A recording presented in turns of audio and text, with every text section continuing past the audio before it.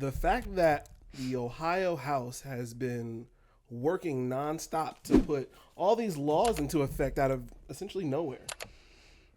It seems like the first major bill that we should probably talk about is the Ohio Transgender Sports Law. Basically, they have passed a bill to ban transgender girls from female sports. And so basically, they can only play men's and co-ed sports. The bill has to go to Ohio Senate, and then it has to go to Governor DeWine for approval. It seems to me that the Ohio House doesn't really take this issue so seriously. From what I've seen, they have actually spoken with the OHSAA, the Ohio Sports League, and have been told that there's only been 11 transgender students within, I think, the past 6 years, and none of them have alleged any sort of discrimination. We called the Ohio High School Athletic Association. We said, well, how many transgender students have been in the state of Ohio, say, over the last 6 years? They said 11.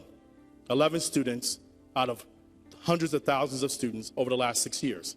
So then we asked, well, how many students, families have complained about discrimination because of a transgender student competing with those 11 students? You know how many cases were brought up? 0. This is an issue searching for a problem that doesn't exist. So it would seem that for the Ohio House, this is not all that big of an issue. So first of all, this is not the answer. A blanket ban out of all sports is not the answer. So when we have these conversations, we accuse the left-leaning individuals, those who seek to give full-on, just full stop, go ahead, play in any sport that you identify as female in, do whatever you want, whatever you feel. I'm not on that side. I'm just not, because it doesn't line up with anything that's logical. Conversely, right, there are things where brute strength or bone density or anything like that don't really play a role in the sport. How does brute strength really help you in something like, let's say, basketball? Right? Like, yeah, the stronger you are, I guess that it can help you in some ways, but it's not a game that's necessarily built on brute strength. It's not football. Soccer.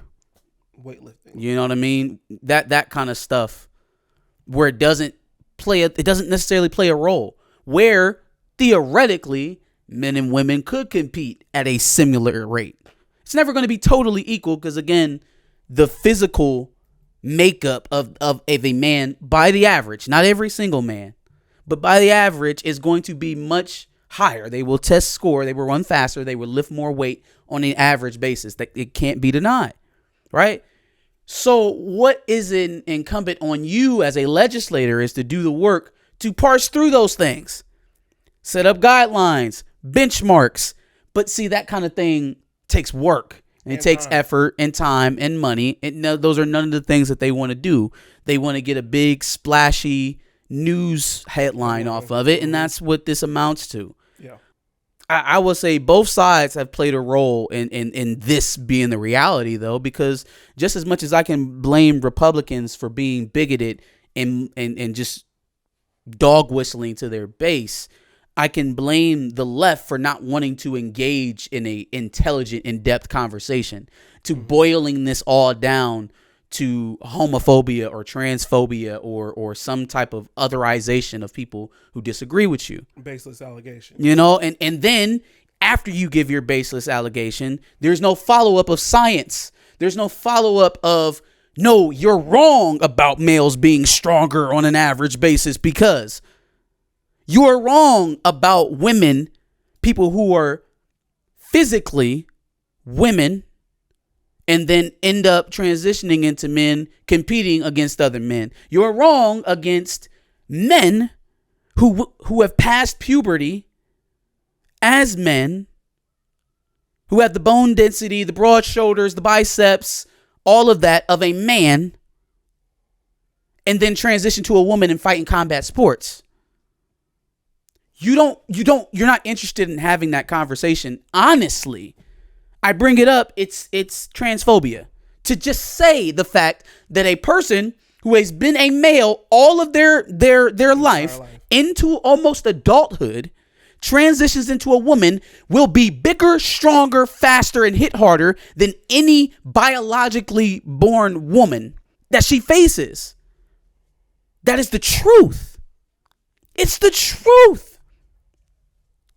If the fastest time for a man running 100 meter is 9 seconds something, and the fastest for a woman in the world is 10:7, fastest woman in the world, 10:7. Fastest man in the world, 9:9, 9:2, whatever. It's 9 something. That second difference is like 10 feet. A full second difference is like 10 feet. But you will take the person who was able to do that as a male. They transition, and now they're able to compete in the pool of people where the world record is a full 20 feet beyond what they're able to do at their top level. That just doesn't make any sense. It doesn't make any sense. But again, nobody on either side of this is having an honest conversation. So this is what you're left with. And it'll be a swing of extremes. It'll be all trans kids are banned from female and co-ed sports. And then it'll swing when it's a Democratic regime, and then it'll swing back, and it'll be, now they're allowed to compete in any sport that they see fit, wherever they identify. Mm-hmm. And it will be an equally extreme swing from what they just experienced under the opposite regime. That's all we're in for, because nobody's being honest. So that's fair. You had mentioned that obviously some sports, require strength and things of that nature. And I'm sure I've asked you in prior videos where we kind of discussed the same subject. Golf. The proper technique, you can drive a ball 200 yards. It's not how hard you hit it. It's the way you hit it. So does the right way or however we need to kind of approach this, would that be by sport or by circumstance? Like, will we get this long outstanding bill that has to specify? Well, so college athletics and the Olympics already have guidelines about hormones that you're taking, how long you've been transitioned. All of that is already in place. The only thing that you have to decide now as legislators is which sports will we allow it to be a kind of an open participation. Which sports is there going to be some sort of barrier to entry?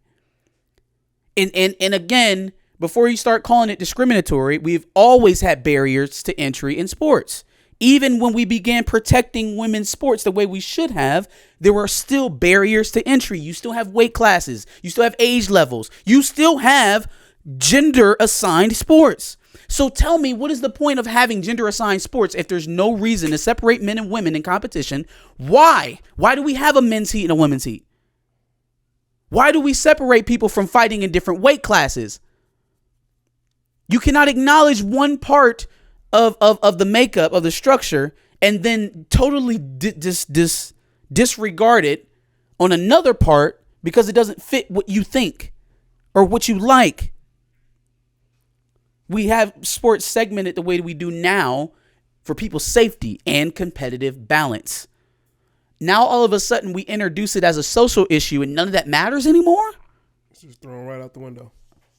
Ohio House has also passed a bill to essentially arm teachers.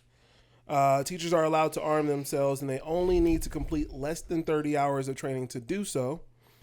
Many obviously oppose this, including some law enforcement officials, as they should, because it's poorly written, extremely poorly written. It doesn't include any kind of minimum education standard, no psychological evaluation, no rules on safe storage or anything of that nature. Thoughts on that? Out of touch, extremely out of touch. And I mean, the parents who surely advocated for something like this and the lawmakers who are pushing this through, you teachers are some of the most underpaid, undervalued, underappreciated class of people, a class of working people in this country. They're stressed. They're overworked. They are using their own salaries to pay for supplies for their children. They're in dangerous situations. They are in dangerous situations right along with your children in the active shooter situations. And oh, by the way, when they're not in an active shooter situation, they're being terrorized by your children. So you want to give the person who has to go in here and watch your kid act an asshole every day to have a gun. That's that. In a country where people sleep with their students, they beat their students, buy drugs from their students. All of this shit has happened in this country. Verbally abuse them, racial epithets, or totally just disaffected with teaching them anything at all. Outright ignore them. You want to give them a gun that they have every day, not just when there's an active shooter, that they have access to every day. Do you know what the depression rate is of teachers? Not to mention, these kids get into fights all the time. Teachers have to break it up. What happens if the kid you want a teacher to be toting a weapon in the middle of fighting children? Like nothing about this makes any sense. And it keeps going back to that idea that more guns stops guns violence. And it is dumb.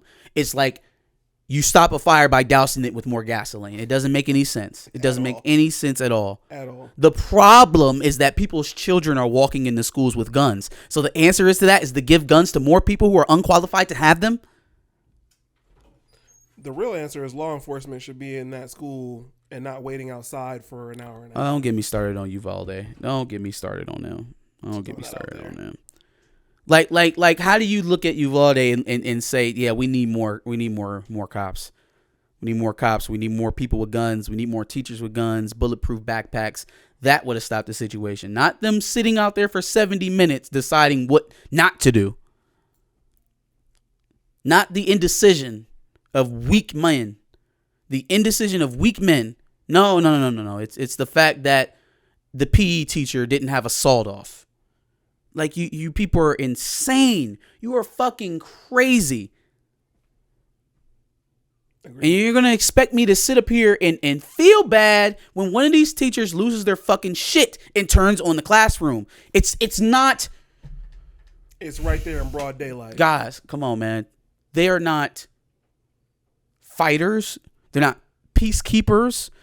They're not soldiers. They're not police officers. They're not warriors. And they're not paid to do so either. They shouldn't have to be there to defend your children with a weapon. That is not part of the job description. They are in just as much danger as your children are when somebody enters that school with a weapon. Oh, speaking of Uvalde, because I want to toss this in there. Remember they said the resource officer was hit? Mm-hmm. Not true at all. Resource officer never got hit. None of them officers got hit. They just lied and told you that. Where did that even come from then? Just outright lie. Them? Oh, they're not sure where that story came from. Nope, there was no resource officer that got hit. That so then, is bullshit. Why the fuck? Why? It's yellow belly shit. See, it's all good. Texas, yeah, gun toting, everything's big. We wear cowboy hats and boots. Pussies. That's all it was. A bunch of pussies who was afraid, who was scared. And guess what? Those men are paid to lay their life down on the line to stop people from dying. That is their literal job. Now you're asking somebody who has never taken an oath to save someone's life a day in their life ever. They don't have one. There's no hypocritical oath for teachers. Hippocratic oath.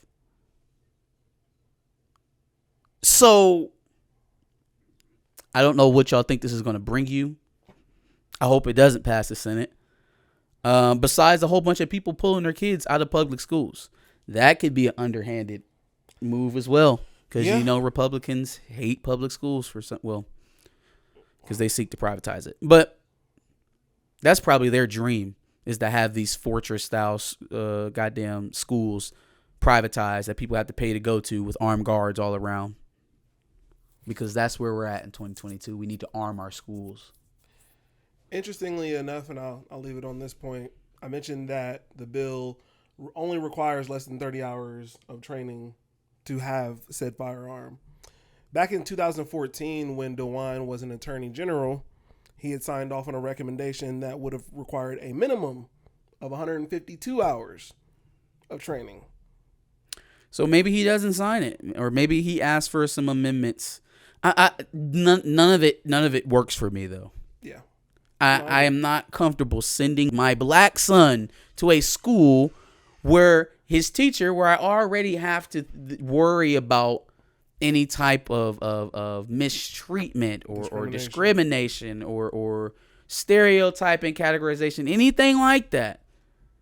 Now that person has a weapon to which make a mistake, to have a mental break with. No. How is that safe? It's not the answer at all. How you couldn't get to the kids when the guy walked into the school and didn't even barricade himself in. Multiple entrances. There were parents that were able to run into the damn building and get their kids out. There was a mother who was able to run into that building, get both of her sons out of 2 different classrooms and come back out. Was able to escape your custody, your arrest, save both of her sons from 2 different classrooms and get back out.